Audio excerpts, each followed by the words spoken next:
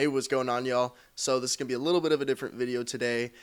So I've actually been doing a mentorship program recently, helping fellow people get into the AI marketing agency realm or AI automation realm of things. So I went into business with one of my buddies, Maher, who I met through my entrepreneurship network that I'm in. He scaled up his own marketing agency. So we've joined forces to provide a ton of value in our offer. Nonetheless, I'm still running my actual AI marketing firm, my consulting firm. So all that is still live. This is just an additional venture that I'm doing.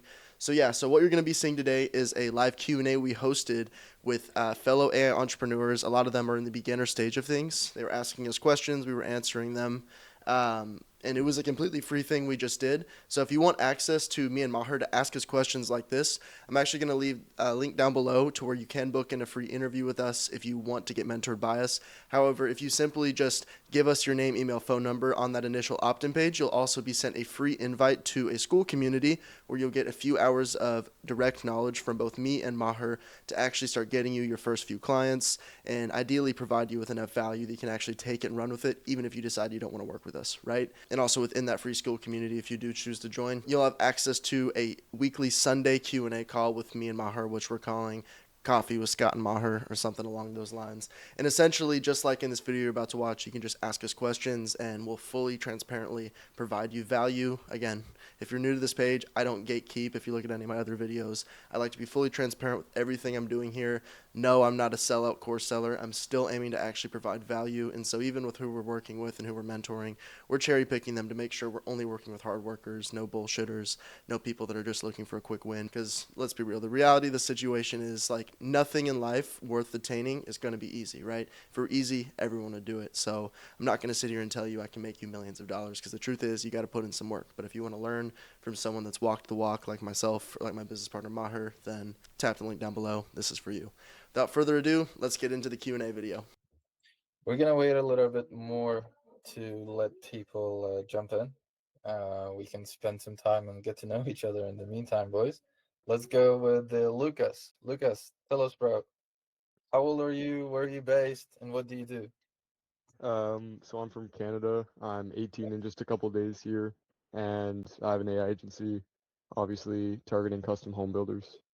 Let's go. Sick, sick. How long have you been doing it? Uh, it's rough, bro. So I started last summer, and kind of my process was, I started watching Carson Reed and Mm, Wyatt, not really Wyatt as much, but I was looking into buying the course, and then it was honestly just like a procrastination cycle. I was doing the right things, but at the same time, I wasn't doing the exact inputs that I should have been. So mm, it was a lot of just kind of waiting around, waiting for things to get done. I was yeah. setting up my go high level, but my cold calls were lacking. One day I do 100, the next day I wouldn't do any.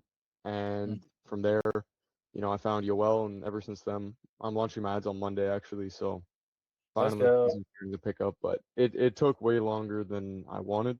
Yeah. Mm, So a lot of learning though. it's fine. It's normal. Good shit, bro. Good shit. Yeah. Baron or Bayron? How do you pronounce your name, bro?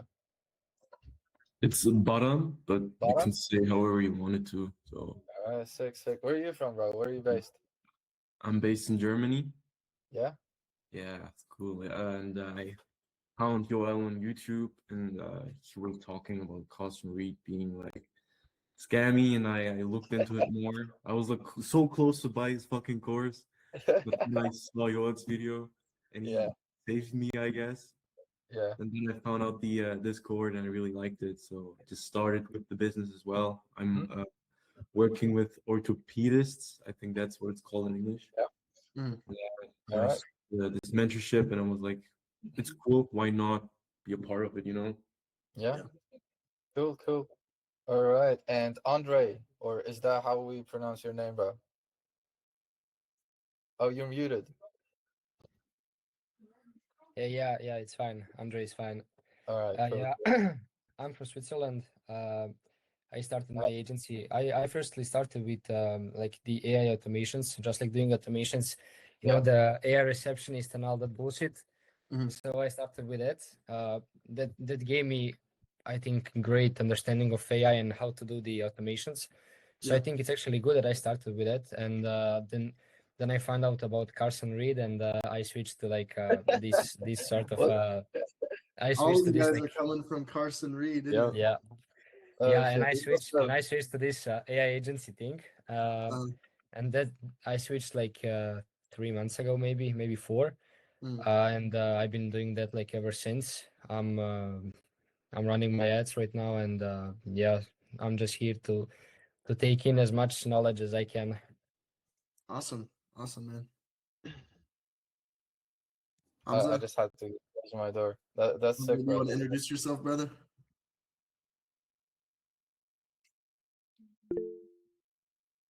Okay, word. We'll get back to you Oh later. yeah. What about you, Sawyer? You there? Yeah, what's up, man? Hold on. Can you hear me? Yeah, we can hear you, brother. All right, I'm having issues with my camera right now. I'm trying to fix it. What's up, man? Kind of the same thing as everyone else. Carson Reed, been there, done that. But now I've been doing my agency for probably like a month or two now. I have like 4 leads. My niche is like roofing and like home services, but mainly roofing. Mm, And I'm trying to close a couple of clients right now. But yeah. awesome. All right. Sick. Okay, so if I understand it correctly, everyone here is kind of starting out. Is anyone here making it like 10K plus? Just so we know like what we can focus on. All right. I think I fixed my mic now. Oh, sick. Yo, what's up, Hamza? Yo, what's up, man? Where are you based, bro? Oh, Oh you're shit, you went back on mute. I'm There in you go. Sweden. I'm in Sweden. No way. Oh, I'm in Sweden. Yeah. Oh, you're in Sweden too? Yeah. Where Which about in city? Sweden are you? Right now I'm in Halmstad, but like it's like a kind of vacation, but I'm based in Poland. Oh, okay. I'm with you. Good to meet you, bro. Sick. So we were just thinking actually of hosting a Q&A here in this community with Liam and Joel. So me and Scott are mentoring Liam and Joel, if you guys knew that, I don't know, on scaling their agency and stuff. So we were like, let's jump on this Saturday or Sunday, whatever it is, and just spend some time together, talk business, see how we can help out. Like we love agency people. We have been running our own agencies now for almost a decade, like together, like combined. mm. Uh, so that's what we're here for. Scott, do you want to say something, bro? Yeah. So kind of introduce myself. So me and Maher, like you said, we've both been running businesses for a minute now. So my kind of road to get to where I'm at right now, running my own AI marketing agency. So I started just doing SMMA, so running ads, building up funnels for people. And as we know, that's awfully commoditized now. And then the AI gold rush hit. So everyone was saying, oh, you got to include AI in your offer. So about, I want to say a year and a half ago at this point, I pivoted and built out some AI solutions. I did go to university, so my background is in computer science. So I was able to build out my own AI solution kind of with some of the technical knowledge that I had previously. Nowadays, I'm running a 30K a month AI agency, typically working with consulting firms. What that means is like accounting firms, law firms, financial consultants, things of that nature. But I've worked with just about every industry previously. Like when I first got started, I was targeting like fitness coaches and I was building out like AIs to run their DMs just because I like fitness. I was like, yeah, let's do it. But I found there was more money to be made when you get into like home renovation or home services or consulting firms, things of that nature. So nowadays, what I do when I'm running ads, when I'm qualifying leads, is we make sure they have a high ticket offer of at least $2,000, and that usually gives us plenty of wiggle room to get them a good return on ad spend. In which case, usually what I'm doing is running ads for clients, building out sales funnels, and then the AI piece of it all is AI sales agents conversating with leads, booking sales calls, or booking consultation appointments. So, I mean, as you guys probably know, or as you may even be doing yourself, like, yes, we speak on the AI piece when it comes to attracting people and getting them interested, but there's more behind the scenes that goes on than just like the AI itself, as far as building, your own high ticket product you're selling. Mm. Maher, you want to kind of explain a little bit about your background? Yeah, sure. I can do that real quick. Oh, Joel is joining. Yo, what's up, Joel? Guys and his camera angles. Cool. Yeah, so I ran my own market SMMA as well, marketing agency. I used to target gyms, like Alex Hormozy. I just stole everything he used to do with gym launch, and I did that for 3 years. Scaled my agency to 25K, and then I turned into marketing consulting, and that's what I've been doing now for a year or so. So now I help businesses scale basically through my marketing knowledge and stuff. But today I actually prepared something for you that I know for a fact that would be super, super relevant for you guys and actually anyone. Like this is Lucas, you went into it a little bit, how like you know the work that you have to do, but you kind of avoid it. Do you guys like resonate with that? Have you ever felt that you know what you need to do, but then you just tell yourself, nah, maybe I'll do it tomorrow, or you just start building a website instead of doing the cold calls, or instead of doing the cold emails or posting on YouTube, you're like, let me research this niche first a little bit more, or like, Mm, let me let me check my WhatsApp for no reason. Do you Mhm. guys do that? 100%, yeah. Yeah, just Let me check my ad manager for no reason. Yeah, scared yeah. of taking action. Way too Well, often. did I eat today? Maybe I need to eat again, or like whatever. We just like random shit. Like, let me get a seventh cup of coffee for the day. Like, and I've actually found a super fucking good way to kill this. And like, I would love to speak about this for 22 hours if I could. However, we don't. So I'm gonna try to be as concise as possible, but also like interact with you guys. So I'm just gonna pick someone, right? Let's say Andre, you're fixing your beautiful hair. Let's say Andre, do you brush your teeth? Yeah, How many times a day do you brush your teeth? 2 times. 2 times a day. All right, sick. And how consistent are you with brushing 2 times a day? Around 95% Okay. consistency. Okay, cool. So, could you tell us why you brush your teeth? Yeah, so they don't get cavities and I don't have a stinky breath. Yeah, important to get girls. No, 100%. yeah, sure, for sure. Let's say that you believed, let's say that when you were 5 years old, okay, your mom and your dad told you there is poison in tooth paste, right? Mm-hmm. And then you read about it somewhere online as well, saying the same thing. There is poison in toothpaste. Mm-hmm. Do you think you would have been as consistent with brushing your teeth as you are right now? No. No. Even though you go to the dentist and he's like, bro, you need to brush 2 times a day. You're like, oh, yeah, Mm-hmm. I will do it. I'll do it. I know. And you know you have to brush your teeth. But something is in your brain is telling you, no, no, don't brush your teeth, bro. There is poison in it. Mm-hmm. Right? Yeah. That is called a limiting belief, a negative belief, something that's holding you back. You believe that there is poison in toothpaste, and I can guarantee you that somewhere around these 8 billion people out there in the world believe that brushing their teeth is bad and therefore they don't do it. Mm-hmm. I can guarantee you there is someone out there who believes the opposite of what we do, and that's how wars start because people believe two different things and then they start fighting. But we're not Mm-hmm. going to talk about that. We're going to talk about how to make money.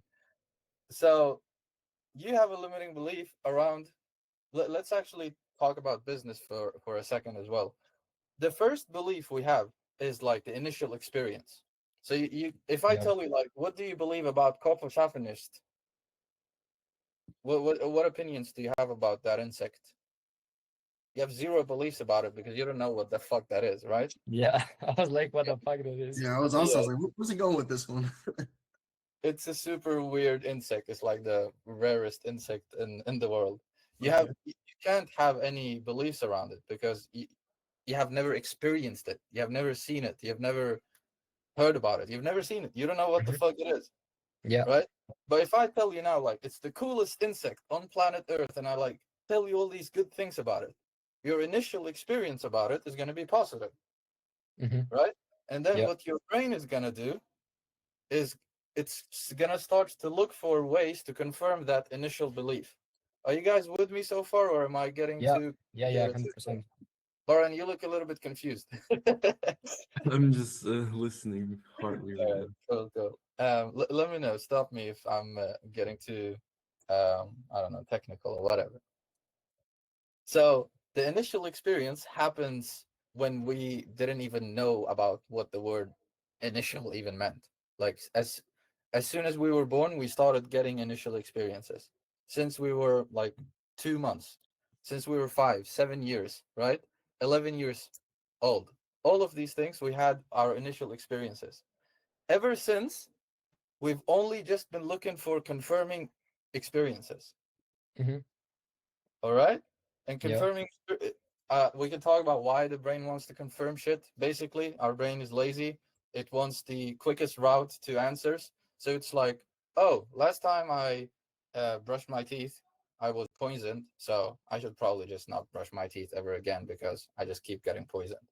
Even though it just happened once out of a million times, it cuts that conclusion pretty quickly because it's the easiest conclusion to take. Okay? Mm-hmm. Yeah. And now, how the fuck what does this have with money to do, and how can this make you more money? Let's take Baran. Let's take you. If I ask you, bro, what negative thoughts and experiences and beliefs do you have around cold calling? Just give me like 10, just like rapid fire. Don't overthink it. What negative thoughts do you have around cold calling? Yeah. So rapid 10 would be like the bad anxiety that most people have when cold calling. I think that's the biggest issue around that. I think the second thing could be the negative, like things like if you think about before you cold call, it's like cold approaching a chick. You think too long and then you find other reasons not to Yeah. do And it. what are you thinking about? Like, what if they say no? What happens? Exactly. Mm. Like I think this is like something that you should do instantly without thinking, like a no-brainer to gain the experience. Mm? All right, cool. I used to thank you, bro. I used to think that cold calling was like the worst fucking method ever to land clients. I generally believed that cold calling was a horrible way of landing clients. I was like, why the fuck would anyone respond? Why the fuck would anyone buy from someone who's cold calling? I should be running ads instead. And I used to have all these limiting beliefs. We can gather a few more. Lucas, what negative beliefs do you have around cold calling? I Just mean, negative thoughts. yeah, it's kind of what you said about running ads. Like, it's not going to be as warm. You're spending all this time cold calling companies that you're just going to get. Like, I was getting on a receptionist pretty much every time. I'd Mm. say out of 100 calls, maybe I'd get 3 of them. It's also dependent on the niche and how often they have a receptionist. But through that, they just say, I can take your email and nothing ever gets through. So that's kind of what pulled me away from cold calling because I was like, Yeah. I wasn't seeing results, even though I Mm. probably didn't do it long enough. But I mean, yeah. Yeah. Cool. Hamza, do you wanna tell us any negative thoughts you have about cold calling? Bad stuff, shit that Um, you hate about cold I, calling. I would say like when I first started out cold calling, I was like there was this weird anxiety of what they're gonna say, like what kind of answers they will have. For example, some people maybe say like, "Oh, like don't ever call me again," or like very rude stuff, and like some people have that kind of anxiety. Yeah, yeah. Cool. Parker, are you here? Thank you, bro. Parker, can you hear us? Yeah, I'm here. All right. Yeah, it Negative takes thoughts about takes cold a lot calling. of time. Inefficient. People don't like it. You're gonna get bad responses. Yeah. All right. I'm done. I've proved my point. How the fuck are you guys gonna be consistent with cold calling if you have all these negative beliefs around it? It's like I'm not. thinking there is poison in toothpaste. You're not gonna be consistent with brushing your teeth. Yeah, but I don't want to be consistent with cold calling. That's just one example. Yeah, I'm so not saying can cold I calling. chime in real quick, Maher? Yeah, So just to kind of give you some insight behind the point Maher is trying to make, it's not that we're not sitting here saying cold calling is how you become rich. yeah. We don't cold call. We run ads. I don't fucking cold call. However, the reason he asked, he's like, where are you guys at business wise right now? How much money you're making? None of y'all said you're making at least 10K a month. Therefore, that's going to be one of the quickest ways you can go about landing your first client. As far as me and Maher's dynamic and how we go about actually getting our students results is you got to start on the ground floor and be scrappy to get your first few clients. Once you get cash flow, we're running ads. We're going to work on more hands-free methods to actually scale you, right? But with where you guys are at right now, you're struggling to get your first few clients, yeah? And that's why you're even on this call to learn a thing or two. So, especially when starting out, you're going to have to do something that you obviously may not want to do off the bat, but no, it's not forever, And then this is just like one example he's referring to, but Yeah. it's more so about the limiting belief side of things that we're getting with, and that's what a lot of beginners face when they're starting businesses. Yeah, exactly. And like I did the same thing with myself. And I asked myself, what negative beliefs do I have about money and being like success? Money and success. So we can run the same lap again. I can tell you my first three or so that I remember that I used to write down is I generally believe I wasn't born rich, like, so I used to generally believe that money was hard to make. I used to believe that you have to be born rich to be rich. I used to believe that I have to come up with a crazy new idea like the next Facebook or next app to make money. I used to believe that I needed money to make money. I used to have all these beliefs around money. And let's gather a few more. So, guys, could you tell me like a few negative thoughts about making money? Andre, do you want to go? Yeah, sure. Well, since like I'm originally from Croatia. It's not a poor country, but it's not a rich country. Like the average salary is around it's now around 1,000 euros, but it used to be like around 500 euros. So like my family, I also don't come from a rich family, but I mean my father had to go to Germany to work, so like we can live a normal life here in this country. So that basically tells you the situation of the country. Yeah. So like in my mind, like someone who makes 5,000 euros, like was a rich person, not a rich person, but like he can have a great life.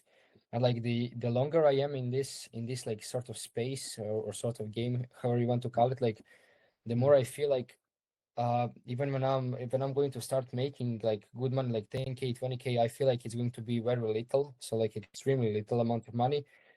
I'm not really want to say anything about it because I'm not making any money yet from my agency, but just like the whole idea of money changed for me like greatly since I moved to Switzerland, because like in Switzerland the minimum wage is $5,000. Like when you convert it to dollars, it's 5,000.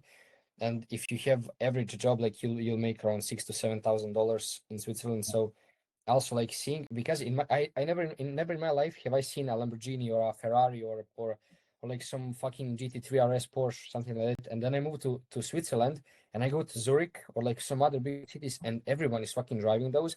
And like people there not even like don't even bat an eye when the Lambo passes by, and I'm like, what the fuck is this? Like I never seen this, you know. There are people with money that in my country I couldn't even like see in the main city, you know, in the capital city. Like you can't even see those cars, those people. Like you we have no idea about it in that country, for example. So like when I moved, I think like to change your perspective on money, I think it's important that you move out of your town, because most of people live in smaller towns. And I think it's very important for me, at least it was very important that I moved out. And I went to Switzerland, and everyone, like not everyone, but like vast majority of people are rich there, like at least like for the standards that I used to have. So yeah, that's what I have to say. Yeah, I'm with you. I'm with you. And yeah, I mean, being not being around not money is gonna cause us some beliefs around like, oh, it's hard to make money. We're gonna be telling, maybe our parents told us like you need to become a doctor to Yeah. make money, or you need to become a lawyer to make money, and therefore we thought that, oh fuck, I need to study for 7 years to make money.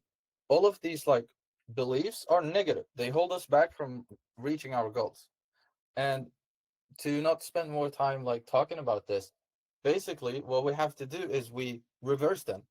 So what's the opposite of it's hard to make money? It's easy to make money, right? What's the opposite of I need a degree to make money? I don't need a degree to make money. I just need to find a problem and a great solution to that problem and sell my service. Mm-hmm. All right, great. And when I started switching all these beliefs, I literally just switched them. So let's say that we all believe it's really easy to make money. We are supposed to be rich. Like, actually think about this. Tell yourself, like, oh, it's fucking easy to make money. I'm supposed to be rich. I attract money. Making money is easy. Money comes to me. Um, what more can we say? The opposites. What more opposites can we say? I deserve to make money. All of these things, and we start believing them. Now, the thing is, you're probably thinking, like, what the fuck? That's just me lying to myself. Did anyone here feel like, oh, if I just said to myself now it's easy to make money, but I'm obviously struggling with making money, I would just be lying to myself? Did you To guys think? lie? No. I feel like at least I also started like changing my beliefs in the recent months. So Yeah. for me, like how it works the best is like I see I have some evidence to back up what I'm believing. So when I see like 20 fucking Lambos in a day in capital city of Switzerland, like I just understand that there are many fucking people with that kind of money, and why would I be someone who doesn't have that money? So like the whole perspective like shifted when I realized that when I realized like there are so many people with money, and I'm just not focusing on this part of people who don't have money. So like why would I focus on these guys when the rich people are not focusing on them? They're focusing like on having a community of themselves with all of the rich people, and for them money is like is for them making 100K is like for me making 1,000. Like it's the same for them. It's not hard for them. It's normal. Yeah, exactly. So, all this to say is our beliefs will decide what actions we take. If I believe there is poison in toothpaste, I will not be consistent with brushing my teeth, even though if my dentist is telling me to do so. Let's say that I join a mentorship. I don't know, someone's gonna help me scale to $1 million a month. Okay, cool. I go, I pay him money, and then he tells me to, again, just one example, he tells me to post on YouTube. Okay? And he's like, follow this formula. This is how you script your videos. This is how you do your thumbnails. Pay this guy, he's gonna edit them for you, blah blah blah. He gives me like a sick YouTube system. And he's like, this made me $1 million. You can do the same and you will make $1 million each month. I would maybe do it for the first day, for the second, like first week, 2 weeks, maybe 3 weeks, maybe even 4 weeks. But if I have negative beliefs around posting on YouTube, for example, that growing on YouTube is super hard, my voice sucks, I hate to script videos, I hate to, I don't know, I hate to record videos, I hate that YouTube, I don't know, most of my videos will not go viral. If I say these things to myself and I believe them, I'm not going to be consistent. I'm going to struggle with being consistent, even though someone else that I just paid for told me to do something else. I'm going to face a lot of resistance about posting on YouTube if I have all these negative limiting beliefs around YouTube. Does that make sense? Yep. Like when I thought about this and I actually wrote it down, I wrote down the negative beliefs, and then to the right of it, I wrote down all the positives, like literally just the opposite. And I would highly encourage you guys to do that. Write down any negative belief you have around making money, success, or however, like if you want to do cold calling or YouTube or ads. If you have negative beliefs around running ads, even a single one, if it's a big one, it will fuck up your systems. You will start fucking up your own systems. You're gonna be like, oh, that's why ads isn't working. You run ads for 2 weeks and then you're gonna kill them because you have that little thing, that negative belief you haven't identified that's keeping you away from actually making ads work. Does that make sense? Yep. Are you sure? Like this, I just tried to explain all of this in like 20 minutes. I've read books about this. I invested into mentors that taught me this. I've spent at least 100 hours just reading about this, just about beliefs and creating your own beliefs and killing the resistance without even like kidding. Like it's single-handedly the most important thing for people who are not born rich to become rich. Yes, Lucas. If I'm correct, kind of what you're saying here is that, and I thought about this recently, is that the only difference between us and somebody who's made it is just the mindset. Like every person, no matter how much money you have, it's like we're all human. So literally the only thing is your drive and your knowledge, and that's what's going to change your path. Yes. Yeah, no, What? oftentimes also with a lot of the people that have made it, you'll notice that they've always been damn consistent. You know what I mean? Like they make it further because they enjoyed the journey. You know, I know it's cliche to say, but like Carson Reed, for instance, someone that everyone here knows, he wasn't an overnight success. Bro has been posting YouTube videos for years now. And so he built up that authority and that audience. But at the end of the day, he was really just a chapter ahead as far as his learning and understanding. He's the same age as us, right? So he's no smarter than us inherently. He just has more experience because he's been in the game way longer. Sorry, I got a call. No, yeah, 100%, 100%. And Yeah, the reason we're kind of harping on this so much just to start out is because like we knew we were going to be talking to a lot of beginners today, and that's really the truth of the matter. You know, take it however you want, but you have to lay the ground floor of things, right? And it's funny because like me and Maher, like he's in Sweden, I'm in the U.S., but we had just got finished like on a trip together. We were living in Colombia and Brazil, so all that to say, like anytime I would have like a negative belief or some shit like that, he would always check me on that. He's like, "Come again," and I'd be like, "You're right, you're right." So it's an ongoing thing, you know. I mean, no one's yeah, perfect. it never stops. And like first you break the negative beliefs you have to get to 10K. And then getting from 10K to 100K is a different game. Or like just 10K to 25K a month is a different game. So you have to break a few beliefs. For example, just to name one, I used to think that if I wanted to get something done, I had to do it on my own. How the fuck am I gonna make 50K a month if I think I'm gonna have to do everything on my own? It doesn't make sense. And every time I tried to hire people, I would just fuck up the process because I didn't. I was genuinely convinced that if I have to do so, if I want to do something, I have to do it on my own. So every time I would try to build a team, I would fuck it up. Then when I actually managed to build a team and give them space, la la la la. We don't need to talk about building teams because you don't have to do it right now. But that's just another example of like a negative belief that was holding me from going to the next stage, and it just never stops. All right, cool. Because the reason to why I wanted to spend some time talking about this and Scott, like, is because once you get this right, trust me, like posting on YouTube is easy. You click a few buttons, you type a few words, and you're done. Like, objectively, that's the truth. Cold calling is easy. Like, it's you picking up your phone, going on whatever lead scraper you've used, and let's type something in. Big photo. Sorry. I'm gonna call someone right now. Give me your phone number. I'm looking for a number. Oh, there we go. We have a number. Oh shit. There. It's not calling. Whatever. You get the point. That was me cold calling. Like that's the functionalities about doing a cold call. It's pressing a few buttons. Mhm. Like any human can do that. Why is cold calling so boring? Why is cold calling so hard to do? Why is cold calling so hard to get? Same thing with sending emails or running ads. It's going to ads manager. You can watch one YouTube video and learn how to launch your first ad. Surely you have to get good at the skill, whatever. You can do that in like 4 weeks, maybe. You can learn everything you need to learn about ads. Mhm. Same thing about cold calling, posting on YouTube. I'm not saying like there are some skills to that, to marketing in itself, but if you break all the negative beliefs, like doing the script is easy. Writing a few words in a Google Doc, like who here thinks it's hard to open a Google Doc and write a few sentences?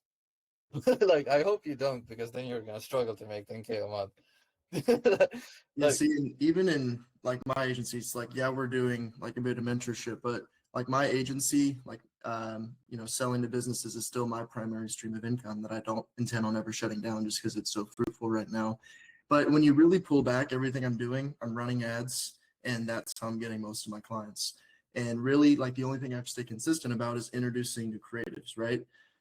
From what we've seen, so like even before joining forces with Maher, I had like a previous mentorship community, which is actually initially how I met Yoel back in the day. But I've seen time and time again, the most successful people are literally the guys that just show up, you know, show up and actually like want to learn a thing or two, show up and actually apply themselves. And then there's also the group that bitch and they're like, oh, this isn't working. And then they come up with all these limiting beliefs. And it's like, you know, you're giving up, you know, and when you giving up, that's when you've actually failed.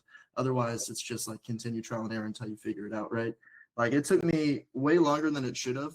Like I've been doing marketing for like 4 years now, but the first couple of years I wasn't turning any profit because I was doing it solo, which is the slow way of doing things. But you know, all that to say, like, you know, it's good you guys are here now. I mean, it's first time meeting, but you guys are already likely ahead of the curve for whoever else was invited to this. chilling on a Saturday.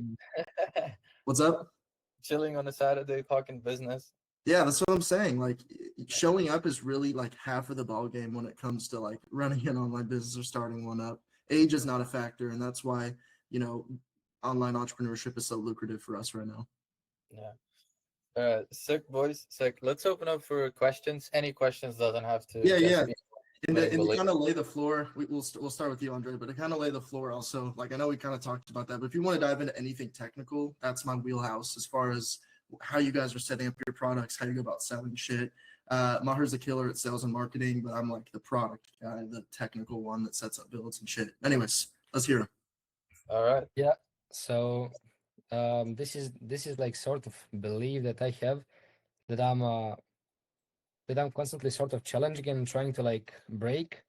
But like since I closed my first client like 4 days ago, but he's ghosting me, so I don't think I should even call that a closed client.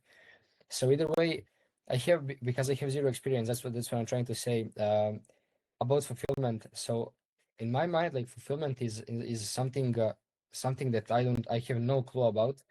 So Mm. like, could you guys like help me, not like help me figure out my fulfillment, but like, could you explain to me how do you guys fulfill for your clients? Because I was thinking like I know how to fulfill for myself, like I know how to launch ads, how to set up all these AI agents, how to set up these automations and all that. But when it comes to my clients, when it comes to doing it for a client, like I feel that it's something that I don't know, that is something totally different. Like if you get what I mean, I just have What's the this. service that you sell? What do you sell? What's the service you're selling? It's just running ads and giving them email, SMS automations, SEO automation, post visit nurturing sequences, AI colors, and all that. Okay. So the order of operations. So the first thing I do when I land a client, we're having an onboarding meeting, and it'll usually be an hour or two. And what that will entail is making sure that my team has access to any and all like platforms that we need to be doing work on. So that's going to include Meta. It's going to include getting access to, let's say, GoDaddy if we're syncing up a domain, Go High Level, of course, OpenAI, Make.com, Zapier, whatever automations you need. And the most streamlined way to do this is going to be to build out like an SOP. So usually what I'll do when I land a client, I'll be like, hey, we have an onboarding meeting. If you could get all this done before the meeting, 50-50 if they do or not. If they don't, we just do it on call. If they get it done beforehand, great, we already have account access. That really speeds a lot of things up because oftentimes, like just from past experience, if you're waiting on getting like access to like accounts on stuff, that's like some day one shit that has to be out of the way, right? So that's something I would definitely recommend doing. Now, when I say SOP documents, you literally have to spoon feed to these people exactly what they need to click. So be like, go to Ads Manager, go to Users, click Add User. This is the email. Click Send. Go to Go High Level. Go to Settings. Go to Users. Add me here. Right. Once you got all the account access, honestly, the ball's in your court now to do whatever you need as far as like the fulfillment side of things, right? So that's kind of the operational side of things. But if you're speaking more to like how do you go about running ads for that particular niche, part of that is going to be a bit of experience in the game, honestly. Like what's the niche you're targeting? It's medical clinics. Okay. Yeah, so if you're running ads for them, then you got to figure out like who their target audience is, of course, and that's what the onboarding meeting is for. Usually what I do in these onboarding meetings, just to give you an idea, especially if I'm setting up an AI for it, is I have like a ton of questions prepared that I need them to answer. And then even after that, I request any and all significant business information from them. I'm talking websites, I'm talking documentation, I'm talking any maybe sales calls they have or consultation information they have. Because especially if you're building out like an AI sales agent, you need to turn around and build a knowledge base that's capable of fully understanding the business model, answering any frequently asked questions, doing objection handling, all that good stuff. So usually when it comes to setting up the AI side of things, I use the information they gave me, pull all transcripts from any sales call we had, especially the onboarding meeting, and then I literally feed all this shit to an AI, and it's going to help me then build a knowledge base. And I love building knowledge bases with a fellow AI because it'll always construct it in a digestible manner for another AI to understand and interpret later on. Mm-hmm. Does that make sense? If you have any like additional questions, kind of diving into that further. Yeah, I'm just curious. What is the AI sales agent for you? What do you mean by that? I mean, a typical one, I'm usually all over the place, but a typical one would be an SMS, email, Instagram, Facebook, WhatsApp, AI sales agent, either booking appointments or booking consultations. But we can also easily set up with those same messaging channels like a customer care one or something more internal, just to conversate with pre-existing leads, right? Mhm. Usually I set up my builds and go after clients that in which I'm building them sales and marketing solutions, just because it's so easy on a sales call to explain it in terms of, hey, I'm going to get you this many calls, we're going to do this and that for you. And then the business owner can easily kind of calculate, okay, well, if he's asking 8K for this or 10K for this, and I can turn around and make 30K like in the first month from this, then that's a no-brainer. And especially if they get to keep the solution or continue to use it after for like a retainer or a flat fee, then usually that's why I like to stick in that realm of things. You know, a lot of it is how you frame it. It's funny because I found like back in the day, I used to be super technical and I would just knowledge dump, hoping that that would make a sale. I'd impress them. But I found instead just asking them questions and kind of just explaining from a lead standpoint or a sales standpoint the performance and what it's going to do, and just kind of if they ask for detail on AI, I'll get into it. But I guess not confuse them. However, if you're targeting like people in the medical field, they're probably a little smarter than like a blue collar guy in home service. So I guess it's also industry specific how detailed you can get. Yeah. Does that give you an answer, Andre? Yeah, question? I want to let other people ask questions now because I have many fucking questions. So Okay, cool. We We can can go go around next. and What's around. up, Lucas? Yes, I have a lot of questions here, but just to add on to that real quick. So in your sales calls, you're more ROI focused than the AI. Yeah, I mean, I guess it does depend, but I'm more lead focused or like client focused on what we're going to be able to do for them. Perfect example, like let's say I'm working with like a financial consultant that does retirement planning. We're going to be okay, we're going to like, depending on their budget, be okay, like forecasted, we'll probably be able to get you like a few hundred interested leads a month. All it takes is for us to convert a few hundred of those interested leads into some sales calls. You know, if we get maybe 10%, 5% on a sales call, we're talking 15, 30 calls. And, you know, depending on your close rate, usually they'll know their close rate by then, assuming that they're farther along. So if they even have like a shitty close rate, there's still a decent ROI for something like that. Usually, as far as pricing structure, all of 2025, I was doing like a build and release model. And so it was like, oh, you'll own everything. And so going back to what I was saying with Andre, they add me onto their accounts. I build it out and I would charge like an arm and a leg for that. I would charge like 10, 12K. And then after that, there was no monthly fees to me. But the back end side, if they want continued ad management after like the first 2 months, then we take a retainer of a couple thousand. Included in that is like maintenance on the AI. Something I'm entertaining going into 2026 though is doing a lower upfront fee because I'll get less resistance and get more clients, but then having a higher like MRR in there. So instead of like a couple thousand running ads, a little more, or if they just like want the AI and they just want me on as like a consultant for additional maintenance here and there, you know, 500,000 a month. It varies though, but that's kind of how we go about that. But yeah, I mean, as far as talking to a client, you need them to understand the money that they can potentially make, you know, with your solution. Otherwise it becomes just more of an amenity or a nice to have rather than like a necessary, like, oh, I need this in my business. Right. Okay. Thanks. I don't know if other people have questions here. Just real quick to add on to that. So in the niche, you need them to have a sales team because they're going to be taking sales calls. Yeah, I mean, I guess so. Did you say earlier you were home service? Yeah, So yeah, I mean, those guys, it's blue like, collar, so yeah. I mean, usually it'll be a guy going to their house and giving a quote on whatever Mm. job you need done. In which case, you're booking consultations. So, you know, even if they may not be called a sales guy, it may be the same guy that does the job that's dropping the quote, but that's still, you know, the same concept. But yeah, my most successful clients have some sort of sales team or someone that's closing the actual deal. In which case, we're booking the appointment and pitching it off to them to actually make the sale. But you know, the way I like to position it, it's like, you know, we're doing all the like heavy lifting as far as generating and procuring the lead for them so that this sales guy is just like having calls spawned onto his calendar essentially and hopping on them. Mm. Cool. We can do a spin and then we can just keep spinning around another lap or so. There's like Hamza. a raise hand button in here too, if y'all see at the bottom, if you Oh whoever yeah, wants. that's true. You And then can. and then it should control like who's in queue to go next. Andre is ready. He's ready. Baran, it looked like you had a question or so. Oh no, I'm more of a listener right All now. right. All right. Cool. I have a question real quick. Yeah, Hamza, go. So all right, so my question was, currently I'm 18 years old, and it's my last year of school, and I'm having trouble like managing cold calling, fulfillment, sales call, and all of those things because some days I end pretty early and and I go to the gym sometimes, so like it's pretty difficult. How do you manage all of those things in one like couple of hours? Are you in high school still? Yeah, gymnasiet i You're trean. not, yeah, high school, yeah. All right, I'm with you. Do you want to hear the good answer or the bad answer? Both, both. I was making 2 point something K while I was still in high school, last year in high school.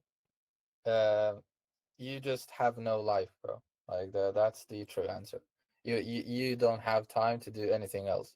If you're going to school and like you're not dropping out, you still go to school, high school, and yeah, you still have to eat. You know, you shower, you go gym. I used to play football 7 to 9 times a week, so I used to do that while also going to high school and also doing all the fucking outreach. I didn't have time to do cold calls. I was doing a lot of cold DMs instead. So maybe you can just switch up. But I used to like sit on during my lunch break, and I used to cold call and take sales calls. We had like a 45 to 60 minute lunch break. I'd close deals in like random rooms in my high school. Um, and like my friends would be playing like, I don't know, like ping pong. What do you call it? Like pool tennis? Is that what you call it? Ping Table pong. tennis? I Yeah, you get call you. it. Ping Ping pong, pong. yeah. I would be cold calling. So there is no such thing as managing it, to be honest, bro. Like I if have you something to chime in though when you're done yeah, talking. I didn't mean to cut you off. But continue.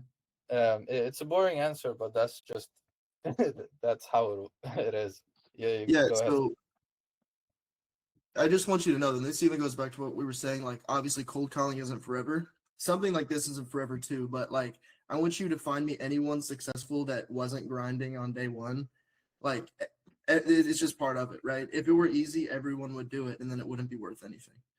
All that to say, like part of what I teach, as far as like once people start getting clients, we're running ads and then we're offloading.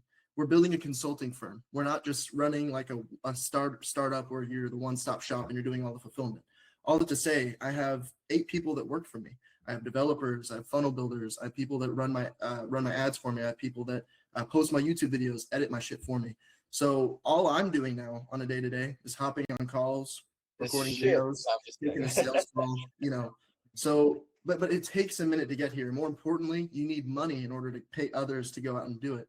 So, you know, all that to say, Maher is correct. You know, if there is going to be a point when you got to put in the work, and you're young enough to where like this is the time to put in the work for your Yeah, like future. there You is know? no such thing as like playing video games or like watching a movie or like Yeah, series. like Like high key, you can't be scroll it. bullshitting with your time, but it's really throwing yourself a touchdown in the future in the sense that once you do land a few clients, get some cash flow, things do become a lot more automated, passive, especially when you can delegate and have others do the work for you. And it's not even like you have to break the bank. Like I have a few people that are US based, and those are the client facing people, just because it's going to be important for rapport. But like my developers are overseas, my funnel builders overseas. So, you know, the profit margins in the business are still like crazy high, like 75, 80%. So, yeah. Yeah. Hamza, are you sitting on cash maybe? You can run ads? I don't know. No, actually, I'm down to my last $40 right now. Okay, yeah, So then yeah, So cold you're in the outreach cold is the way. calling phase. You're in the bootstrapping You're in phase. cold outreach phase, bro. I'm going crazy on outreach right now. Yeah. Did that give you an answer, bro? Maybe it wasn't the answer that you were hoping for, but does it make No, sense? that definitely gave me an answer because I realized also I could replace some things with working on agency too. Because like yeah, as you said, you gotta manage your time and not just play around with your time, like Henry Yeah. said. But which niche are you both in? Doesn't matter whatsoever. I'm We in can help you, but like agencies generally and it doesn't consulting firms, but matter. agencies Yeah. and consultants right now is what I'm Uh, doing. But I mean, I've done all of the above at some point. I've done over 200 projects. Generally So, doesn't matter. But I've seen people like do the maddest niches like ever. Scott, didn't you help like a guy with who used to install like elevators or some shit? Like, didn't you have a client that used to? Elevators. Nah, you're What, pulling what that out of your ass. I was don't it? know. Zip lines, maybe? Zip lines, yeah, zip lines, Yeah, yeah. I work with a zip line company. We're actually still working together. So yeah, sometimes random ass businesses will come across me that just booked in from ads, and it's like, if we can figure it out, if we can make it work, we're gonna run it. yeah. Parker, bro, you're not raising your hand, but I don't know. Do you Yeah. have any? No, I was actually about to ask. So like for your ads, you said like you have all these like random companies coming to you. Are you really targeting your niche in your ads, or are you just like selling your AI in the ads? Yeah, so specifically now what I've learned, so in 2025 I was trying to offer like a guarantee, like, oh, we'll get you 30 booked calls in 60 days guaranteed. And that one is great at getting a good cost per result, but the quality of these leads is usually pretty shit. And that's even something that we've been recommending Liam and Yoel to change in their own ads, just because it's people looking for a quick win. So since one thing I'm doing, we've told our students to do as well, is try to target people that already have a fruitful amount of leads and they already have a little bit more going for them.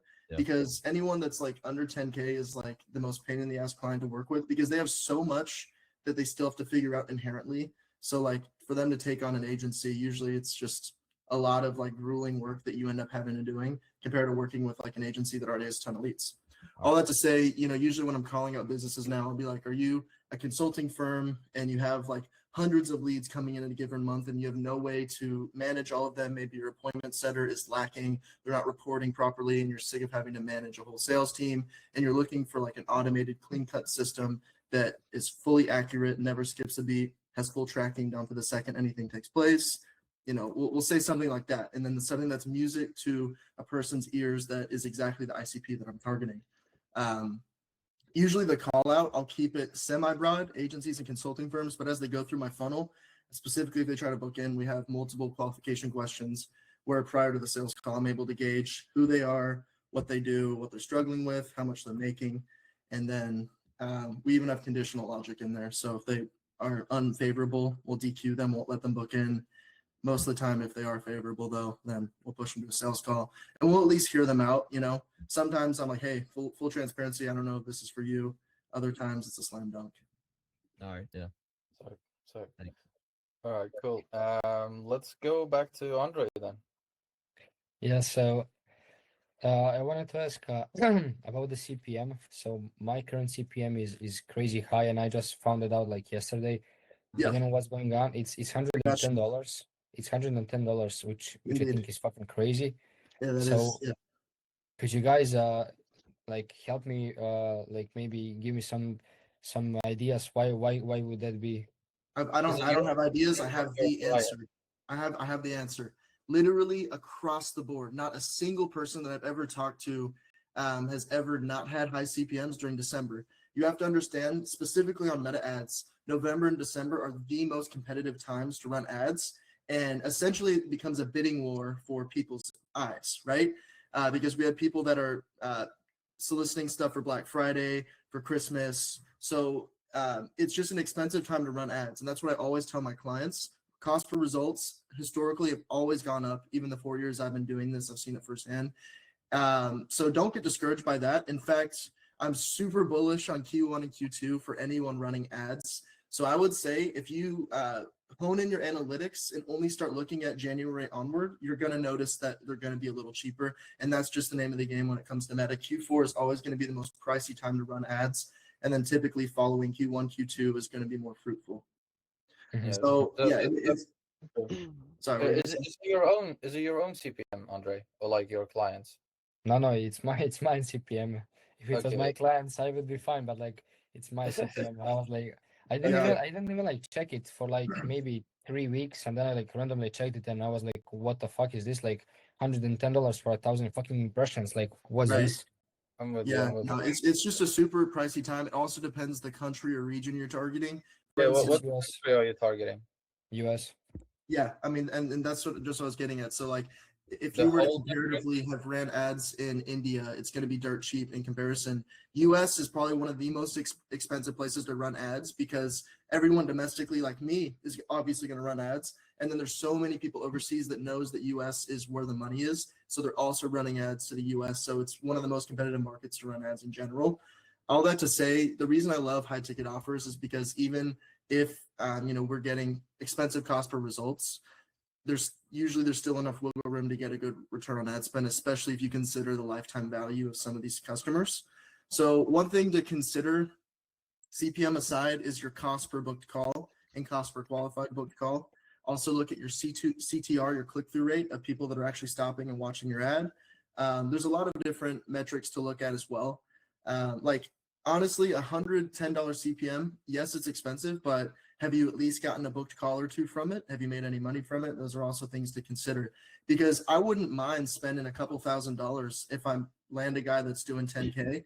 And so I think another thing is sometimes people get emotional with ad spend, especially when you're starting out. If you don't have much money to work with, I get it. It can be challenging, especially to like swallow the pill of knowing that you spent a couple thousand and maybe haven't seen anything yet. But part of the nature of ads is you have to just have a budget that you're comfortable with spending and actually follow through and spend it. Otherwise, you're never going to get to see the analytics if you're constantly killing campaigns after a couple weeks. Yeah, so this is just like a quick question with it. So I first started with the UGC ads, and they give me terrible people, like terrible leads. Those are mostly like fucking patients, and I wanted the owners, not the actual not the patients. So for some reason I was getting patients. Either way, it doesn't matter. I started a static campaign, and in the first 4 days I got five. In the first 2 days I got 5 leads and 4 booked calls, and I closed my first client from that. Awesome. So and from then I haven't gotten a single lead. Like it's been I think 4 or 5 days now, and I haven't gotten a single lead. So what do you guys think? So How many why ads is do that? you run? Like how many separate ads are you running, videos and images? And what's your Yeah, budget? my budget is $50 a day, and I was doing 3 static ads. So the problem that I think the mistake I did was I made 3 different ad sets with 3 different ads because I wanted to spend evenly on them. The $20 a day was what I was spending. It's actually like 17 and a half what I was spending on them. So that's what I did. But when I did that, I got, as I said, I got 4 booked calls in 2 days. But ever since I haven't gotten anything, and I even like moved them now in one ad set, and I'm Yeah. having 3 ads running in ad set, and I haven't gotten anything in, as I said, in 4 days, and it's like $200 for nothing. Right. So historically, when running ads, you'll often find that you're going to get some of the cheapest analytics off the get-go, because that's your immediate market that Meta already knows to go target. And after that, they're essentially entertaining and trying to find new honey holes of leads to tap into for you. So it sounds like you just may be still in an experimental phase if it's only been a few weeks. And yeah, I mean, it's good that you positioned everything just into one singular ad set, because that will allow full focus on those creatives. And honestly, nowadays with the Andromeda update, I just let Meta decide which creative is a winner based on if it's going to be spending or not. Another thing to consider maybe is adding videos in there, video ads, to see how that goes. Another thing to consider as well, if it's a sake of getting leads, are you doing a Facebook instant form, or are you pushing them over No. to a website and trying to data collect them on an offshore website? I'm just doing the landing page. Like I'm sending them to landing page, and I have a survey there, and from a survey they go to a booking page and then to a thank you page. Okay, so you'll have to go in and see this, but what's your click-through rate over to the landing page itself? And if we're getting bodies over to landing page but they're not converting, then it could be an offer issue. We have to adjust the copy on the landing page to actually get them to want to give us their information in the first place. It was 3% on my like winner, and it was 2% on the other 2 ads. 3%, 2% click-through rate, but specifically like the For page link view clicks or percentage. yeah, What? like Sorry? page views or any click? It was CTR, 3% CTR, 3.3%. If you can find, I don't know, you have a pixel, yeah? Yeah. Okay, yeah. Try to find your page views on the very first page that they go to, and that'll give you a look into traffic. Usually page views will be a little skewed in the sense that, let's say you get 150 page views, Meta's telling you. Realistically, it's probably like 100, 110, just because there may be some duplicates that get triggered if they have the browser open. All that to say, let's say you have a sample size of 100. We want to convert a couple of those people into leads, like a small percentage of those people. So look into that. Yes, you're getting a click-through rate, but all the CTR means is that they stopped and watched the ad. It doesn't mean that they actually followed through and made it all the way to your website. So something to Oh, consider. okay, okay. Something Yoel and Liam are doing is they're doing straight up a Facebook instant form right now, just because it gets better data collection for information when you stay on Meta platforms. So if your issue straight up is that you're not getting sheared data, you may want to entertain doing a Facebook instant form. And after they fill out the survey, then and only then push them to an offshore website. So what do you mean by offshore website? A website in general. What I mean by offshore Like a is landing like page. they're on Instagram, Facebook. They click Okay. on a link, and now they're no longer on Instagram and Facebook. Okay, okay. So like as Maher said, the landing page. Yeah, Indeed. yeah, Okay, okay. yeah, landing page. I wrote down the 5 key metrics to track for ads specifically. You want to know your metrics when it comes to these 5 KPIs: CPM, CTR, CPC, amount of link clicks, and frequency. And those are the metrics that we track when running ads. All right, cool. Lucas, back to All you, right. bro. Yeah, two things. My first question will be super quick. It's just like way back to the start of the call, I had this written down. You said you Mhm. work with accountants or that when I was cold calling, companies that are corporate, what do you do about that? Yeah, so usually, full transparency, usually I've had most success working with medium and small size companies solely because I'm able to actually get a shoe in the door and get them on a fucking call. Whereas like corporate companies, especially ones that have a board of directors, it's usually going to be harder for like a smaller contractor, we'll call it in their eyes, to actually get anything going. So especially with where you're at right now, focus on medium and small size companies because those are likely going to be like the founders' numbers that are actually there. Right. Really, the level up. Like I've worked with a couple corporate, and those have been like honestly the intimidating clients to deliver for, just because I feel like there was my reputation riding on that. I want to do a good job. With where you're at right now, I would stick to targeting medium small. Does that answer your question? Yeah, completely. And then real quick, because I think this will help everyone. Yeah. So let's just go over like, say I got a meeting booked for tomorrow with my first client. All I've done is focus on running the ads and, getting the go high level, all the basics set up, but now I need to deliver. What is your steps when you guys had your first client to move forward there? Yeah. So maybe not with my first client, but like nowadays what I'm doing, and this kind of ties back to what I was saying earlier. As soon as like we have the sales call, let's say we close them, we're booking the onboarding meeting. We're sending over all the SOP of documentation to make sure that we have account access to any of the build we're doing for running ads, account access for that. We're building out an AI, which I mean, we're all running AIs here. Make sure you have all your questions that you need answered. One, to understand the business model so you can actually be a helping hand, build out the proper ad creatives, target audience, all that good stuff when it comes to ads, but also so you can turn around and build an AI on it. And, usually I'll ask the business owner like an hour or two of their time where we just have a really in-depth conversation about everything. It's essential you're recording it so you can pull the transcript of it. I don't expect you to remember everything. And after that, hit the ground running with delivery. Like on day one of the first things you want to do is get their number A2P verified if you're in the US, because I don't know if you've ever done that yet, but that takes ages sometimes to actually get shit verified because it goes through like a manual review process. One of the other things we'll do is get their domain synced up. Any of like the time taxing tasks we like to get done first. And then after that, we're building out the sales funnel, building out the AI sales agent, getting their ad creative set up, or if we're going to have the client record the ads themselves, that's another day one task. And like really how I like to position things, I suppose, is based on how much time the task will take, or if there's any worry of a task taking so long that it bottlenecks launch, it needs to be a day one task. So that's why HTTP verification, if we're running ads and the client's going to be doing some UGC, we need to get them scripts as soon as possible because usually they'll take ages to get it back to us and we still got to get them edited. That's kind of how I go about facilitating onboarding and making sure that we're being productive with the time, making best use of our time. All right, And thanks. just one quick thing. Your first 1, 2, 3, 4, 5 clients, just do everything for them. Like everything you could possibly, like go to the moon back and forth 5, 6, 7 times, just because that will teach you so much. Like be quick with responding on text messages.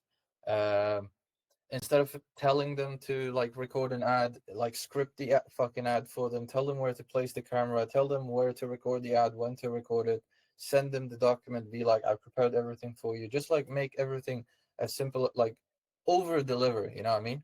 If you're like, this is what I think I have to do, be like, if I would charge 10 times more, what would I actually do? And then do that instead for your first couple of clients. And that will give you a lot of experience. You will get referrals from it. Yeah. And you're just you're gonna have the best start possible. A lot of people think about like, oh, but that's not scalable. Yeah, but like you're not scaling right now. Like until you're making 10K, don't Right. even think about scaling. Just think Exactly. about There's so building. much value in being capable of wearing all the hats in the business. So when you do get to, the next phase of hiring people, you know exactly what they need to do because you've already done it. Or let's say someone turns over, you can at least fill in for a little bit till you get that fulfilled. The whole operation doesn't go under. And then, yeah, I mean, honestly, there's more benefit in experience for your first client than there is making money off the guy. So I would even suggest, like, let's say you do want to charge 10K. First guy, hell, maybe charge him 5, 6K just for the sake of actually closing him and you face less price resistance. You make a sale, you get the experience, and now you have a fucking testimonial to go off of. So you're valid to charge 10K for the next guy. Right. So real quick, you guys don't run AI UGC, you don't run static ads, you get them to record their own ads, because to me that seems a little bit intimidating to get No, them. it varies. Oh, it varies. Definitely varies. Okay. I always like to do a UGC if they're open to it, but don't get me wrong. There's some people that aren't even open to the idea, especially guys that are a little older, in which case all we're doing is AI UGC and or static. Most of the time, I'm doing all of the above, meaning like even if they do give us, like for one of my clients that we're running right now, they were down to run some video ads themselves. So we got them scripted and launched with video ads. But right now we're launching some static ads alongside that just to entertain it. One of the biggest important things when running ads long term is you have to constantly introduce new creatives. The minute an ad gets creative fatigue and you don't have another runner up ready to go, you're gonna have like a feast and famine scenario as far as performance in a given month, and it's not very consistent, especially with Meta's new and drama update. Really, the biggest impact we can have as marketers is continued creative testing. Yeah. Sick. All right, cool. Hamza, I'm pretty sure it's your turn, bro. Yeah, I actually have 2 questions. Yeah, shoot. So the first one is right now I signed a roofing client at 6% revenue share. Okay. And that was like a week ago, I think. But he wanted to launch the ads on 15th of January because that's when like people start working and Christmas ends. And so I've been building, I've finished the systems, I've built the automations, the ads and everything. And I'm getting him to spend about $15 a day, so 500 kronor per dog. And so I'm testing. Right now I'm doing ABO testing, but I don't know if I should do 4. At first I wanted to do 2 video ads and 2 static ads, but then I started hearing that like you need to like if you're doing ABO testing, you need like minimum $20 per ad to like get good results from them. It's like get good results so you can like see which one is the best, right? But I don't know if I should test 4 or 2 ads or 3. I'm not really sure. Yeah, I can answer this one for you. So basically, when it comes to minimum ad spend. So when it comes to minimum ad spend, all that means, and if you've heard, oh, you need to be spending at least 20, the reason why people are saying that is because essentially the smaller budget you have, the longer time it's going to take. And honestly, $15 a day is pretty fucking small. With most of my clients, I recommend at least $30 a day. No, I think it's 50, not 15. Like 50. $50 a day. Yeah, 50 bucks. Okay, cool. 50. Yeah. Anyways, but I mean per ad. Yeah. Like. Okay, sweet. Okay, even fucking better. That's plenty. Honestly, especially if we're talking about $200 a day if you got 4 total ads, that's plenty. No. I didn't think you understand. I meant $50 a day, and then in total, and then 2 video ads, and then 2 picture ads. So like that's like $12. Yeah, right. So I mean, the same concept I'm going to describe still applies. The more ad budget you have, it just means the faster you'll get analytics. For instance, I want to say when Alex Mosey was launching his $100 million offers book, or what was the new one? $100 million money models. Yeah. He was spending like hundreds of thousands a day on creative testing so that he could get analytics within days, right? Same concept applies here where like on your $50 a day budget, it may take a week in order to draw insights for those 4 creatives you have. In comparison, if you did have, let's say, $200 a day budget, you could expedite that time by like a day or two. Is So it a that's local business? Sorry for interrupting, Scott. Is it a local business, like a specific area you're gonna run ads for him? Yeah, exactly. But the area is a bit big. Jönköping, you know that, right? It's like 100, 200. How many people live there? Is it like 200,000 people? Yeah, maybe, I'm not sure. Yeah. Okay. Look that up. That's important because, for example, what Scott just said, it's going to take you a week. It's actually not going to take you a week because it's not a massive area. That's why I was asking if it's a local business. You will actually get results, I would say, within the first 3-4 days if you're spending $50 in a specific area. So yeah, like, and to answer your question, 2 videos and 2 static ads is like, that's a good split test. There is nothing right. wrong with that, bro. Yeah. And especially on a budget of that size, anytime you introduce new creatives, it's just going to increase the timeline in order to get through and do creative testing on everything. So if you had 10 ads, it's going to take ages, right? So it's kind of think about it like that. It really just becomes a time factor based on budget and total quantity. Okay. Yeah. All I right. think he's talking about a specific city, Lucas. Yeah. Yeah.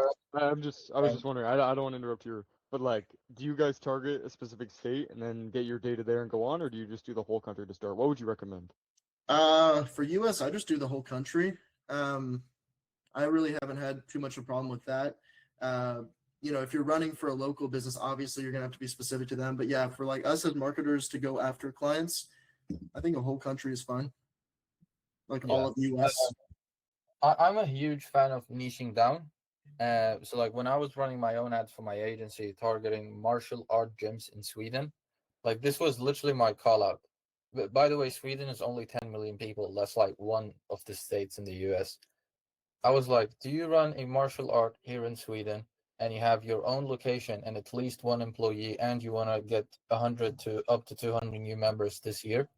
Like this is the amount of like specificity, whatever. That's Like this is how, yeah, like this is how specific I was in my ad. And guess who I got as leads? Gym owners in Sweden who wanted to grow by 100 to 200 members and they had their own location and martial art gyms. So the reason why I'm saying that is like niching down is fucking OP. And then I just called them up on the phone. They picked up because they were like, "Oh, you spoke to me." I was like, "Yeah, of course I did." And the testimonials that I showed on the ad, I was like, "I did it for this gym. I did it for this gym and this gym." They know each other. Like it's a niche, you know. So like they were like, "Oh fuck, you did it for them. I also want the same." It was so easy to get them to jump on a call. I closed them on the first call, just like 40 minutes, not like barely a pitch. I had like 7 slides. I just told them like, this is what I did for this gym and this gym. These are the results they got. You want the same? Obviously, like I knew what I was doing and shit. I knew who I was talking to and everything. But basically, like don't be afraid of being too specific. Like my audience was like 500 people. I think my ad was like in total was 500 people who would actually meet my 4 criterias, like martial art gyms in Sweden that could that had their own location and at least one employee and wanted to grow. That's like 500 gyms. But the thing is, Isn't that bad though? work with Or 500 gyms. isn't that bad? Or No, that's how I made 25K a month. all right. I actually had another question. Yeah. Go ahead. So basically I have that one client, the roofing client with 6% rev share. Yeah. And I want to like I don't know if I should keep offering paper booking or paper close clients. I don't know like how many clients if I should offer that to my second and third. When should I start charging like retainers? How many case studies should I have? Immediately, never ever do rev share ever again. That's like they never do rev share again, bro. It's Yeah. understandable if it's the first client, sure. I would highly advise people to not do it even for a first client. I'd rather you charge like a $500 setup fee and then a rev share than nothing and just rev share. Yeah, and especially once you start to scale with like, having a team and now you have a payroll. Anytime you take on a rev share deal, you're taking on all the risk. So suddenly you're losing money until you potentially make the money. it's usually not a good spot to be as far as like cash flow. Yeah, So, I realized that. I yeah. realized that, but like I wanted to switch to paper booking instead. And Always charge a setup fee first. Never just go on results. Always at least some form of setup fee. Yeah. So you can still do pay per booking or rev share. We're not saying that, but still charge like an initial setup fee, and usually it's justified. You know, they understand like why you're charging that, especially when you do begin to have a team. You just write about, oh yeah, it's to pay the team, you know, to get the build set up, right? Exactly. So okay, but how many case studies do I need to start charging containers? There's not a magic number. There's like, you know, we could sit here and like go back and forth, but there's not a magic number. You know, if you want to entertain it, what I suggest is test the market and see if you have resistance or not, right? Like a lot of what we're conversating on now is we're speculating on what may work, but we're not going to truly know until you actually hop on some calls, pitch it, and see if you get resistance or see if they bite. but to give you an answer, Hamza, bro, like you don't need a single testimonial to charge retainers. My first clients, all of them were just on retainers. My first one was $600. Then the next one I was charging 1,000. The third one I was charging 1.5, and then I stayed at 1.5, and then I increased, and then I changed, and whatever. But like, there is no such thing. Like a lot of people online say that, oh, do your first clients for free. That's horrible, bro. Like, don't do that. That's I don't know why Alex Ramosi says that. I love him, but like, that's horrible advice. If you've ever done a service for free, they don't respect you whatsoever. They will not listen to you. When you tell them send me your logins or whatever, it's gonna take them a week instead of like 2 minutes. So never do rev share again. Just charge a setup fee and then rev share if that's what you want, or just like a $600 retainer. It's still money, as in your first clients. If you're just running ads, for example. Does that make sense? Yeah. All right. Cool. Parker. Hey, so like I kind of had like a couple of questions. Yeah. Good. Like one of my things was with whenever I was running my old ads, like my entire so from my ads to like actually clicking to like getting on the site, Yeah. like I probably had like around 800 impressions before I stopped running the ads. Like I'm young, you know, I don't have that much money to be spending on ads. But like whenever and then I had like 142 unique impressions on the site. And then from like my first page of my funnel to like my second page of my funnel, there wasn't anybody like actually there was no high quality leads. Like it wasn't high quality. And like there was so of those 142 people that clicked, none of them actually put down their information and things like that. So I kind of like I'm like fully rebuilding my funnel right now, and I'm thinking like, hey, what was the issue here? Is it like the first page of my funnel, like whenever they click on the site, it just looks bad, and I rebuilt that, and now I'm like working on the ads now because it could be that, it could be your top of funnel targeting, yeah, but also like in hindsight, 800 impressions isn't like a lot in the grand scheme of things as well. Yeah. That's also something to consider. Meta still could have been caught up in the testing phase to see what's actually gonna, you know, get some valid clicks. If you had a pixel set up on your, what is it? Were you running a lead campaign or a traffic campaign? I assume a lead. Yeah. Oh, The traffic campaign, like you could get 1,000 impressions in like with a couple bucks. And so that's even something to consider as well. Something that I know Yoel does, the methodology that I use is before we actually launch, like if we have a fuck ton of creatives to test, it's going to be super expensive to test 20 creatives in a lead objective, right? It's going to cost out hundreds, maybe even thousands of dollars. If you do a traffic campaign, still pushing to a website objective, traffic gets you cheaper results. Granted, the quality of these leads is worse. However, we're doing this solely to gauge what ad creative is going to be most successful with targeting. And then we take a couple of those winners and transition them over to a lead objective. So if you're stuck in the phase where you're trying to figure out based on impressions and page views who's going to convert, maybe even switch to a traffic campaign for the time being. Yeah. Because if you're trying to be more like cost effective, that's going to get you cheaper results. I even have like an entire YouTube video going over like everything I just said that I could send over. All right, yeah, I appreciate that. And then also like right now I'm making another set of ads because the ones that I don't think they're low quality. I don't like them. But like I'm 16 years old. Should I like make AI UGC, or like how would you suggest that? Because like I know the most important thing is like first impressions and like being Yeah. able to have like a client trust. And like I don't want these guys seeing me. They're like, okay, well he doesn't have any testimonials because I don't have any clients signed on right now. I have a couple leads from referrals from like people I know and stuff, but nothing like no actual signed on clients. So I have zero testimonials. I'm young and I'm making these big broad like bold claims. Like I know that's a bad look. So like how would you suggest I do that? Yeah, I mean, it's funny 'cause this is something I even struggled with too. Like I would, especially when I was starting, I was always worried that people thought I looked too young. Like I'm 25, but usually people don't think I'm 25. Yeah. However, as I've taken more sales calls, what I've grown to realize is the type of people you want to be working with are the ones that see, your youth and your drive as more of like, a green flag signal that this is like someone that's young and hungry to actually like help out, and succeed. Comparatively, if someone's looking down on you, do you even want to work with them? And coming from someone that now like cherry picks my clients, like if I can tell they're going to be a bit of a dick, I'll sometimes not even want to work with them, right?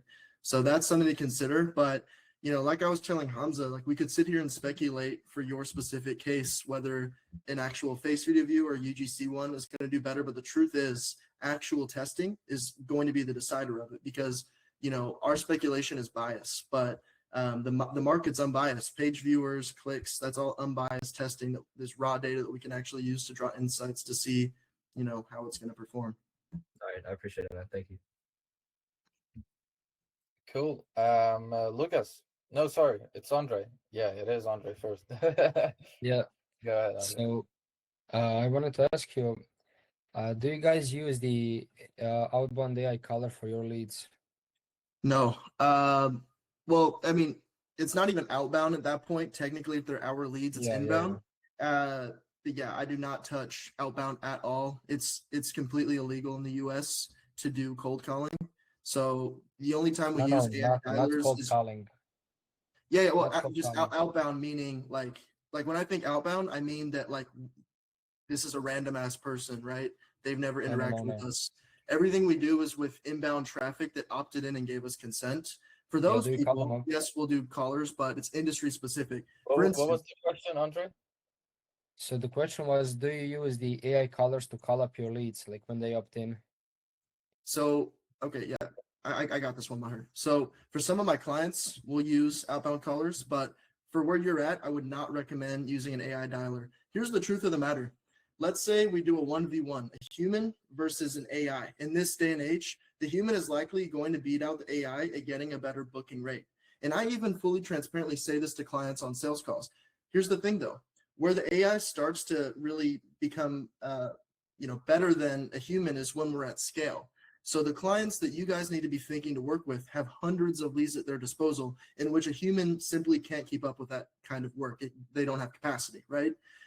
So that's exactly why I like to work with clients that have a bunch of leads because that's really where the AI can shine compared to it being like a 1v1 scenario. So tying that back into your use case, if you are talking like 20 leads, you need to be dialing them up. If you're trying to have an AI do that, the success rate is going to be way lower than you as the founder calling the lead up. This is all rapport at this point, sales rapport. When you're scaling, maybe like right now, like I'll have an SMS AI, an email AI reach out to my leads. But outside of that, like, if there needs to be a dial, I'm going to be making that because it's going to be more likely I make the sale compared to hoping an AI can make it. Specifically also with dialers, it's so obvious. For what we're going for as AI automation agencies, it could be seen as impressive, I suppose. Like my AIs are built to where if they're accused of being an AI, they're transparent about it. And they segue that like, yeah, this is an AI. If you're impressed by this, why don't you book a call? But like for a client build, we usually build them to be a human, right? To mask themselves as being a human, in which case dialers in general are just not there yet, in my opinion. Like I usually don't like doing dialer builds. A lot of what I teach is SMS, email, like the messaging channels, because those are the ones that's really easy to mask as an AI, especially if you had wait stages. You're able to handle like double, triple text messages. Even with my builds, usually if someone hits us up at 3 a.m., we're not going to reply to them until 7:45 the next day, because then it really seems like it's a person that we're talking to. Yeah, so what I wanted to ask, like what I meant by that question, like when I asked, are you using the AI color to call up your leads? I meant like that, like are you calling your leads by with the AI agent the moment that they opt in? Because for example, I'm going to be sleeping when the lead opts in because I'm in Switzerland. It's like 6 to 9 hours difference, Switzerland and US. But that's not the most important thing I wanted to ask. Like I wanted to ask you guys, do you guys use call centers? We use like we have sales guys, but no, call centers are usually pretty shit. Like when I think call centers, I think people over in India just like sitting there Mhm. calling people up. Like we have sales guys, but it's like one sales guy that's on our team that's making the calls as they come in, right? For anyone that immediately opts in, they have to be receiving a text and an email from you. That's bare minimum. So before we even start thinking about a dial or calling them up, make sure you have the basics met. You know, they're receiving a text and an email with some sort of CTA. You know, if it's the sake of an SMS, ask a leading question to try to start a conversation, in which case an AI appointment setter can pick that up. And you Yeah. pay him commission? Yeah, I don't know. I think both for me and Maher, it's just commission basis, specifically based on if we make a sale. Yeah, so with like with the appointment setter, so for example, I can't send text because I'm not A2P approved. I'm 17 right now. I'm turning 18 in 8 days. So I'm going to apply for the LLC as soon as I can and try to get A2P approved. But right now I'm sending only the email and I'm having the AI caller call up my leads. But I have the appointment setter that like works for me. And I was thinking I don't know, you guys probably know the Cameron England. So you know him, you know that he is doing the call centers with like people in his like inner circle and all of that.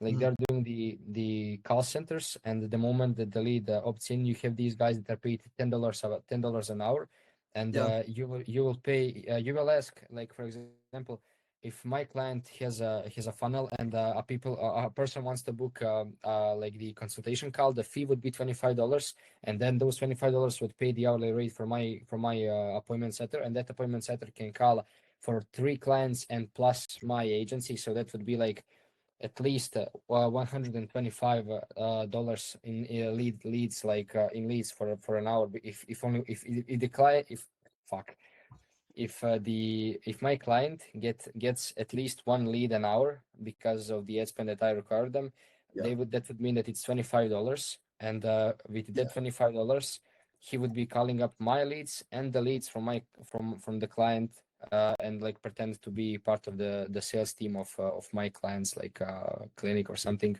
So Right. that's what I wanted to see, like how are you guys with it, and do you do any of that? It's definitely a thing you can try, bro. Again, it's like any other system. You have to make it work. We personally do appointment setters. And honestly, I just want to mention something also, like just to check you on that, bro. Like, don't get caught up thinking. Like, I feel like you're being too future thinking on something like because you're.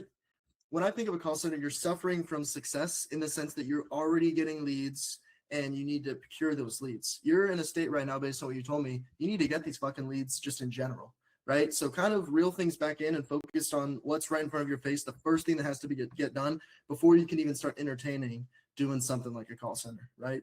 Yeah, so but I mean, my call center, I didn't mean a big call center. I just need an appointment center right Yeah, I now. feel you. Because for example, like my AI agent, like it's great. Like for at least for my standards, like it's not lagging, but it can lag, and I don't want that happening, and for that like losing a lead. And so why would I not just like introduce this one guy that I already have as my as like my employee, and I can just like use him as sort of, I can like pitch to my clients it's a call center and all of this big bullshit that it's not, but he does I think that he can do the job better than the AI can. Yeah, so my most successful clients, they have like a human sales team that is making phone calls, and my AIs are handling all the messaging channels. And we're relaying any significant information that took place in a message conversation over to the dialers. So that I think would probably be the best of both worlds, specifically once you get your number HB verified. You have all of your messaging channels automated, and you can have your appointment setter make the dials and actually have a connection there. I would also advise against calling it a call center because that has kind of a bad taste in people's mouths. Usually they think of like an Indian team. And so call it something else, literally anything else than a call center, even though inherently that's what it is. Okay, thank you. Cool. All right, now Lucas. Again. Yeah, so I know this is just, it seems ridiculous because I hear this all the time that it's just, pick a niche and stick with it. But Yeah.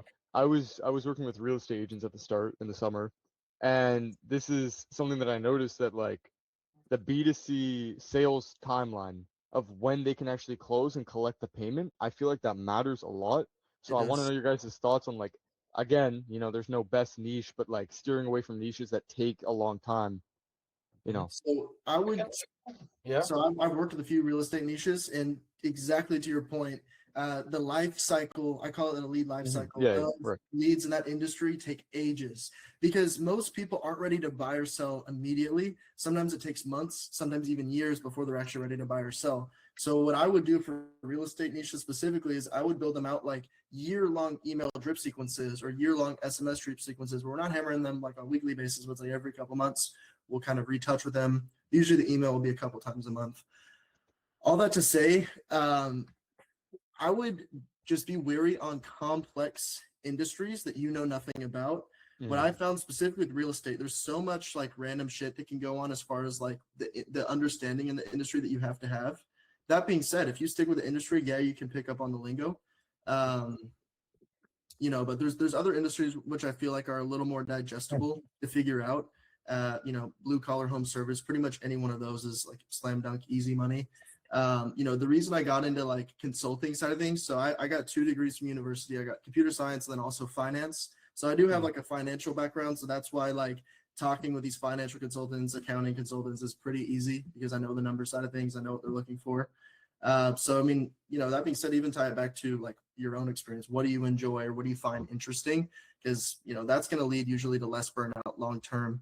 But yeah, I mean, to your point, like you could stick in any industry and figure it out long term, but definitely stay Just committed. to make Yeah. sure, like a niche, just to add on top of that, Lucas, just to make sure a niche is validated, like it's green, it's good to go.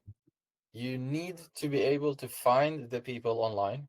Like you can't pick spies as a niche. Like how the fuck are you gonna target a spy? His job is to not be visible. You know what I mean?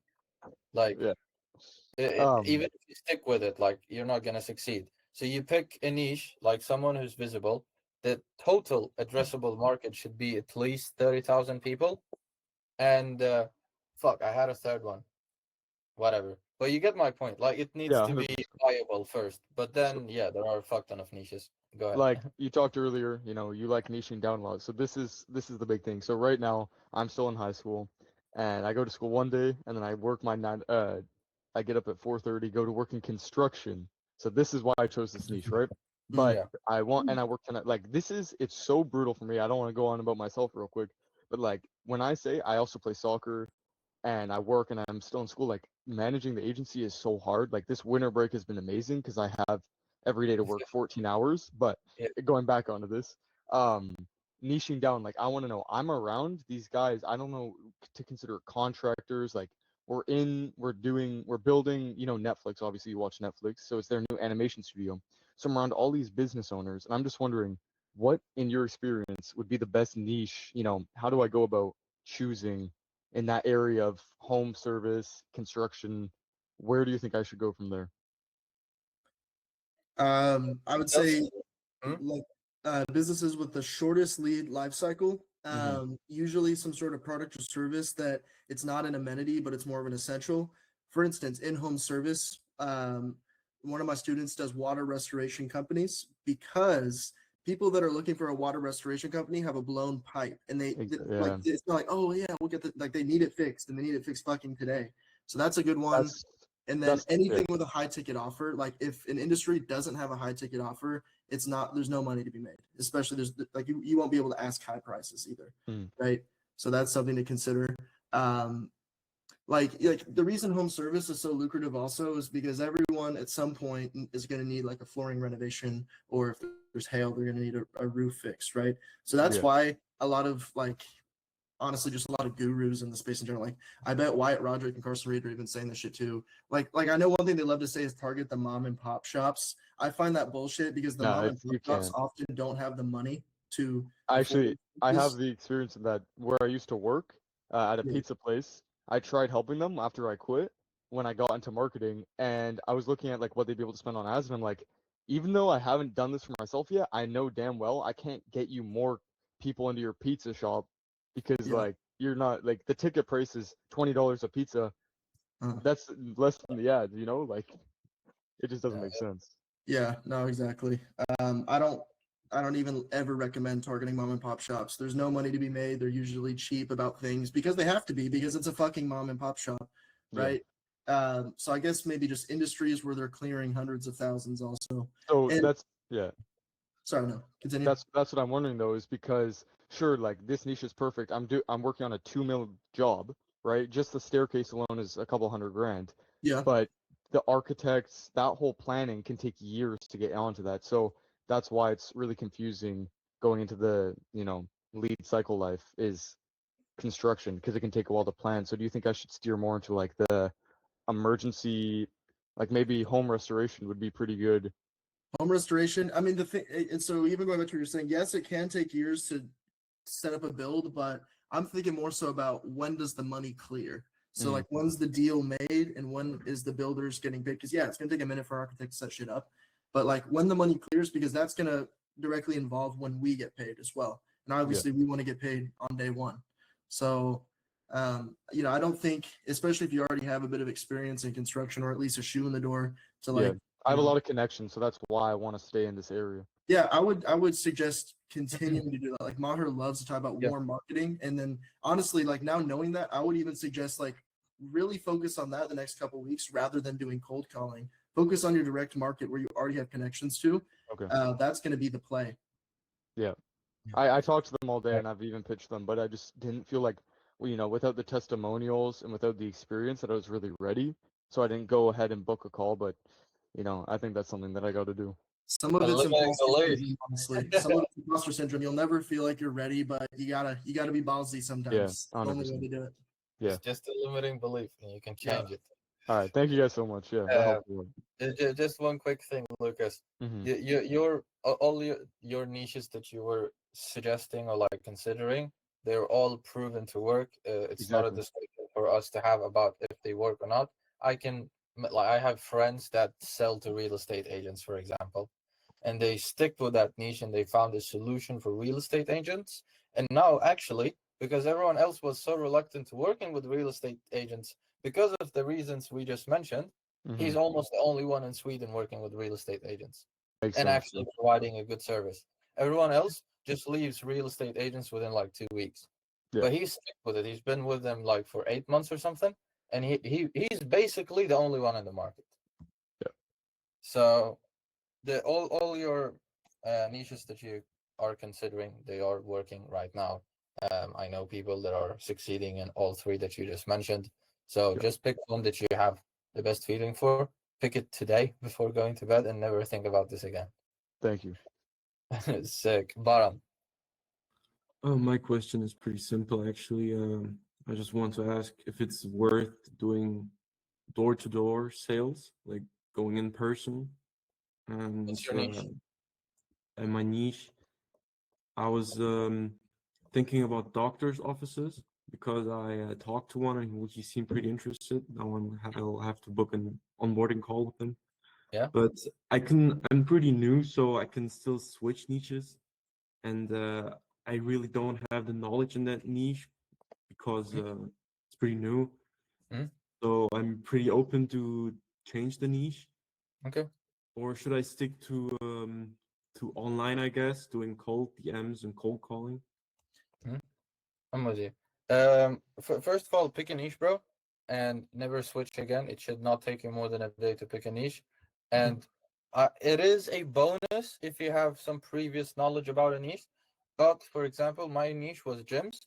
I've never ever had a conversation with a gym owner before in my life until I marketed for a gym.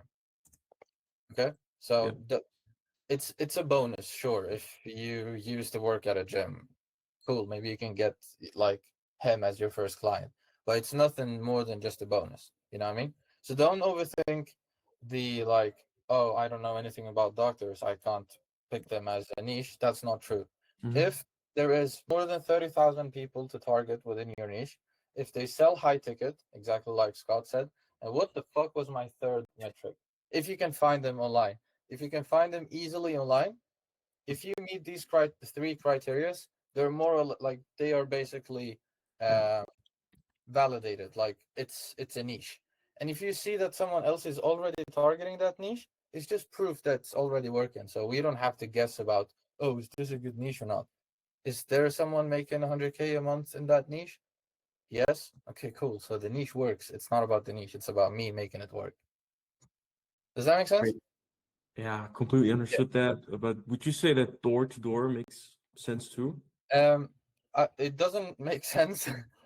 Stick to online. However, you can, if you want, just for the crack of it. I did it as well. I actually closed a few deals just going to the gym owner and like going to the reception and being like, "Yo, who's the gym owner here? Who's the owner here?" And they would be like, "Okay," and they get the owner. Then I'm like, "Yo, I'm here to sell you some services. You want to listen?" They usually say no, and I practice my object. What I'm saying is like you can do it. It's not super long term. It's good to build like the rejection thing and like some confidence. But maybe like do it for a week if you really want to. But Sure. it's not something I would recommend you to do for the Okay. rest of your. Okay. Thanks. Yeah, cool, cool. It looks like Andre, you're the last one. You're muted, bro. Yeah, sorry.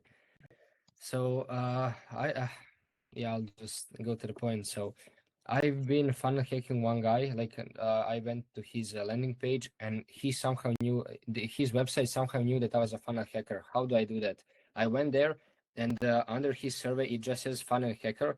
I did find out like sort of how to do it. I had this like tracking code in the footer. Like I go to the tracking code, then the footer, and I would paste the one code that I have, and it worked for 3 days. And after that, like it stopped working. So I don't know if maybe you guys know how to do it, Yeah, because there I are don't people. personally know, but I would tell you, and I know this for a fact, that doing that will not make you more money. So don't do it. Just forget about it. Like, Yeah, but I got like four or five funnel hackers in a first 4 weeks of doing it. no, it's fine. You will like. It's not a thing. If we think about your main priorities right now in the business, and what problem should I fix in my business right now? Doing the funnel hacking thing is like on number 103 on the priority list. It's not even on the list. I don't even see it. Like it's somewhere down below. You know what I mean? Maybe Scott knows how to do it. I'm not saying there is not a solution. There probably is. It's just not a priority whatsoever. Your only priority is to book calls. If someone wants to funnel hack you, they will be able to do it if they really want to. I don't know. Scott, do you have a way of stopping funnel hackers? It's just part of it. Honestly, it's just something you got to get used to. I got people funnel hacking me all the time. Here's how I kind of hedge against it though. I don't reward my pixel, specifically if it's ads. I don't reward my pixel with bullshit data. So one thing you could do if you're using Go High Level to do your conversions API for like sending it back to proper information, you could have a wait stage where you manually push meta good leads, and anyone that fills out gibberish, you just trash them. That's going to be the manual way to go about that. But really at scale, like there's not going to be like there's not some magic solution to prevent funnel hackers. It's part of it. But just know that this is a small percentile of people that are going to be doing this. So in the grand scheme of things, it really shouldn't impact your results too much. I know it can be frustrating, but I mean it's just kind of part of it online. I funnel hacked 8 and 9 and 10-figure business owners. They don't even have that function, so I wouldn't even worry. Exactly. Like it's like at scale, it's a negligible thing to worry about. Yeah. I mean, I get what you guys saying, but the reason why I was so curious about it because I know it's possible, and I did it, and I was curious why did it work for only like 3 days, and after that it stopped working. So that's like why I wanted to ask that. But all right. Yeah, and then I even go back to what I was saying, man. Like, don't get caught up on things like they're important in the grand scheme of things, but like we're saying, like call centers or like how to filter. You just need to be focused on getting good creatives and getting interest in it, right? And if anything, if someone's funnel hacking you, that is sometimes like a bull flag signal you're doing something right if they're trying to learn from you, right? Or see what you got going on. But with where you're at right now, the main focus needs to be launching these new ads, seeing how results are doing, seeing if you actually start to get leads, people inputting their information that are actually valid, right? Yeah, all right. And yeah, it's fine. Let's have you all go. All right, Yoel. No, I was just gonna say that I was one of Scott's funnel hackers. Yeah, Yoel's a notorious funnel hacker, that bastard. Yeah, I funnel hacked a few people myself, and people funnel hack me as well. So I mean, Yeah. it's just whatever. Yeah. Wait, so actually no, I did have a question. Scott, Yeah. so you just do because I remember we were talking about when we were doing our pixel yesterday. That means when someone does land on your page, like if they do funnel hack, like If they it funnel won't. hack, Yeah.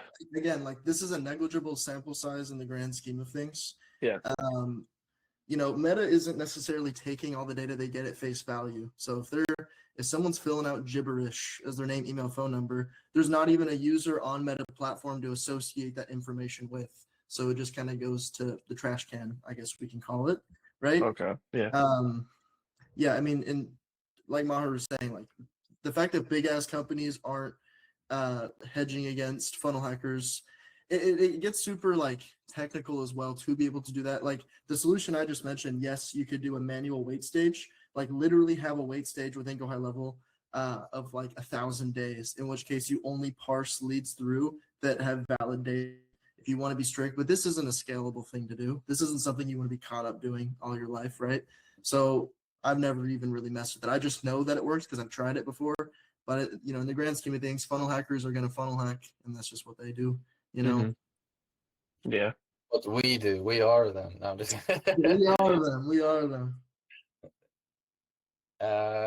Liam, do you have a question or?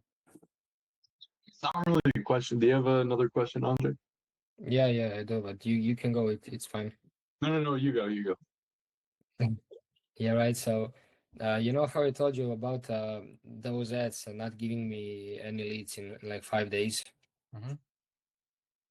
Yeah. So, like I turned off two of three of those ads, and I implemented the other ones. So do you think like that was a mistake? Should I turn them back on and not like try the other ones? Because like I didn't know that thing that you said, that it was actually a Meta trying to find a honeypot of leads. I thought that like something wrong here, something wrong is happening, because like I'm spending all this money.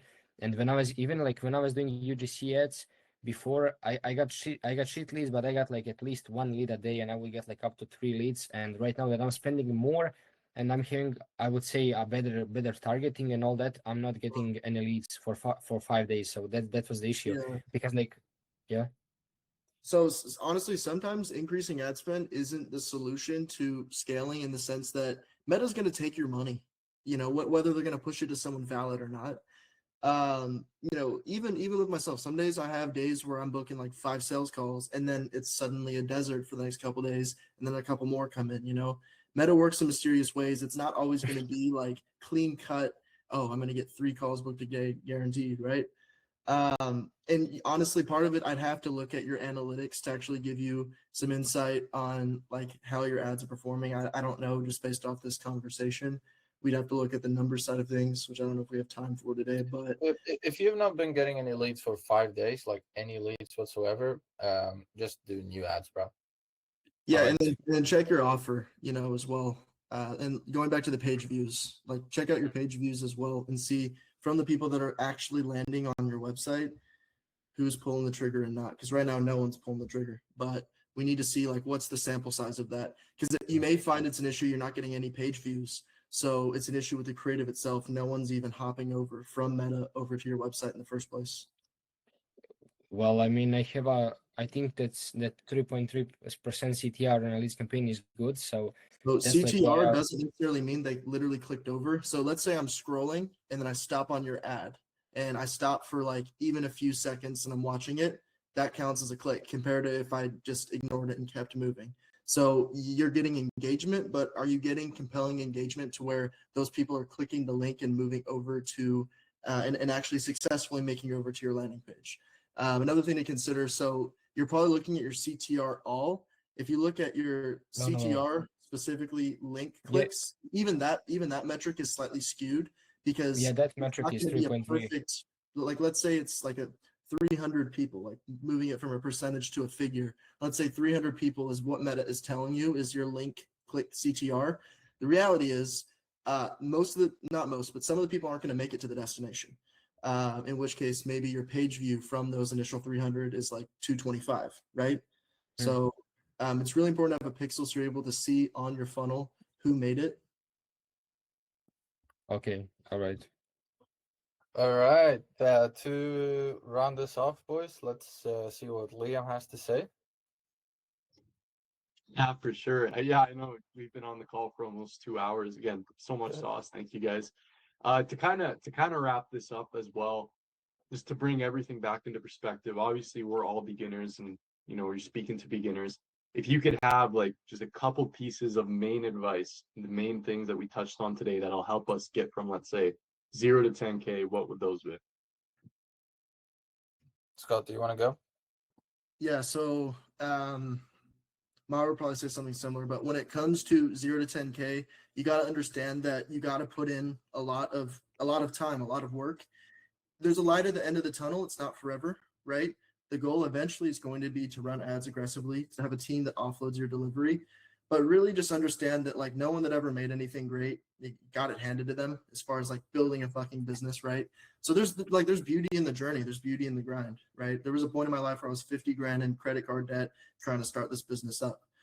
That, and don't get emotional with ad spend because there's a lot of learning in even understanding ads. Like I've spent like tens of thousands of dollars in 2025 alone on ads, and like I even had a lot of learning in itself. So even if you don't get maybe a direct ROI, you still at least gained a little bit of knowledge as far as your understanding of analytics, right? And as marketers, that's valuable education. Yeah. Well, 100% agree with Scott. I would add two things to like this is just, I guess I would have heard it, but when I was going from 0 to 10K, and like if I could go back and just tell these two things to myself, it's not about the ads, it's not about the funnel, it's not about the opt-in page, it's not about the email, it's not about the YouTube video, the cold calling, the DM script, all of these like systems and like the flashy things and the appointment booking and which script to use. I can almost guarantee you and bet $1 million here and now that there are like 50,000 sales scripts out there that are currently making money in different fucking niches. What I mean by that is like the script in itself, sure, can it be adjusted, improved, la la la la. All of these things are like that's where like 20% of the results come. But where you're actually gonna make money, and I know it's super boring, it's probably not what you want to hear. You probably want me to and Scott to tell you like post this video or like run this ad with this CTA and you're gonna print. I wish it was that easy. It's not. That's just the truth of it. The truth, the real truth about how you're gonna make money and get to 10K is by doing these two things: having the foundations in place and breaking your negative beliefs holding you back from whatever you're trying to do. Okay?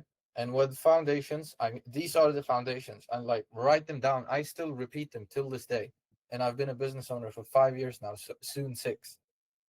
The foundations are: you pick a niche, you you find a problem within the niche, a specific problem, not 7 problems. You don't pick 2 niches, you pick 1 niche. You don't pick 5 niche problems within that niche, you pick 1 problem, and you create a really good fucking solution for this very specific problem, and then an offer. An offer saying that you help this niche solve this problem with this solution, and that's your offer. If you have these 4 things, you have the foundations in place. If you don't, if you're saying, oh, I offer restaurants SEO optimization, ads and emails and AI builders and websites, what? Are you trying to solve 7 problems as a beginner? Like be like, not even billion-dollar firms are offering 7 solutions to 7 different problems. Okay, If you're just starting out and you want to get to 10K, just find one very specific problem for one very specific niche and create the best fucking specific solution for that problem. And that will get you not just to 10K, that's actually the same way to 100K. It's almost the same way to 500, 800K, but like you don't even have to think about it right now. Does that make sense? Yeah. I know it's super boring and like you don't want to hear it. And I hope it landed with you guys. I really, really hope it landed with you guys. I hope you're not just saying like, yeah, I've heard this before. If you are, I want you to like say it even louder to yourself because I was doing the same thing. People would tell me, oh, just pick a niche, pick a problem and a solution. And I would be like, yeah, whatever. I've heard that before. And I would ignore it. And I would go to these fucking gyms and I would be like, yeah, I'm going to help you with the sales. I'm going to help you with this. I'm going to help you with the leads. I'm going to help you with like 7 things and like Google reviews. And I was offering all these services. I would send people to like shoot videos and shit. Do you know how much that slowed me down? Like, you have no idea. It took me 19 months to make my first 10K. It should have taken me like 6 if I just followed the foundations and I broke my negative beliefs. If you just do these 2 things, trust me, you're going to succeed with whatever funnel you choose. I don't care if it's a webinar funnel, if it's YouTube, cold calling, emailing, or ads. You're going to succeed with it because you have the first 2 in place. That's how you get to 10K and also 50K, by the way. That's also how you get to 50K if you want to get there. Does that make sense? Yeah, guys? yeah, no, yeah, 100%. Even yeah, like simplicity is key, just like you were saying. So yeah, I can appreciate it. But yeah, if you guys want to take it from here, wrap it up or whatever, then yeah. Yeah, sure. I would just say like me and Scott host these type of calls every Sunday. What is it today? It's Saturday. Yeah, but we do them every Sunday. We call it like coffee hour or whatever. Inside of our AMA community thing. It's completely for free. I'm gonna drop the link here if you guys want to join that community. Me and Scott do our calls exactly like this. We just chill. People ask us questions. We just soft launched the community, so we're getting some people in now. We really enjoy talking to agency owners and people like yourself. Answering these questions obviously gives us insights as well on our own product and shit. Like we have our own mentorship. That's where Liam and UL are. If that's something you guys want to do, that's obviously something we can discuss as well. But like, yeah, we're building the best solution for a very specific problem: scaling AI marketing agencies, right? So that's our way of doing it. All right, boys. Andre, do you have a question or did Yeah, you yeah. I would just like to ask some like final questions. So first of all, could you guys IG if you look so Hey, I'm not networking, okay? Just I just real quick, I'm sorry to interrupt, but just IG look, yeah. I'm not scared of rejection, so go ahead and follow, and that would be yeah, appreciated. I just started the account, so But I yeah. got you. So thank you, either bro. way, I wanted to ask if you guys could somehow like send us the FETM that you just recorded. So Yeah. like from the video from the FETM. And the second thing is also I have 2 things more. So let's get this over it. So you said that you host these kind of calls for free every Saturday in your community. Yeah. Every Sunday. Okay. And the third thing is I mean I don't know if this is too much to ask, but do you guys maybe know someone who is also doing medical clinics like I am that you could ask if they want to connect with me, because like that would mean a lot, because in my niche specifically there are many regulations and a whole lot of bullshit that I have no idea on how to do, and I just can't find anything online. So yeah, if you know someone who is doing what I'm doing, and if you could ask them if they would be like open to having a quick chat with me, and yeah, so that's it. Yeah, I can ask around and let you know, bro. Yeah. Thank you. If you call me on LinkedIn, I can get Jose back to does you. it. Scott. What's good? Jose used to do medical clinics in the US. Yeah, I got a couple other guys I used to be in connections with that run like he doesn't do AI shit, but he runs like a medical marketing agency, and he only goes it's called Patients Acquisitions. That's his name of his business. I can That talk to him. you know that guy? Yeah, yeah, yeah. I found out hacked that guy like it's fucking like 2 months ago maybe. Yeah, his name's Daniel. He's cool. Yeah, Daniel, yeah. He's like, I mean, from the VSLs I watched, like, he said that he's big, like doing maybe 100K a month or something, maybe Yeah, more. he's probably the top dog in your niche, if I had to guess, if not one of them. Well, if you could connect me to any of those, like, I would really like appreciate it. So thank you in advance. Thank you either way. I got you. Oh yeah, I gotta jump on another call real quick, but thank you guys so All much. for right, doing this. boys. It was good chatting. Yeah. Yeah, I Take care, appreciate it a boys. lot. Send them all the thanks, boys. This was Yeah. awesome. Thank you guys for Yeah, doing sorry. this. Thank And you, man. where can I Appreciate it. where The can I knowledge. where can I contact Scott? Where Check it where out can in I the contact chat. him? I dropped my IG and YouTube.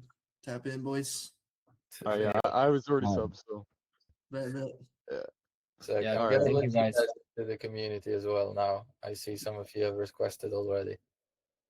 All Awesome. right, boys. Take care and see you soon, yeah?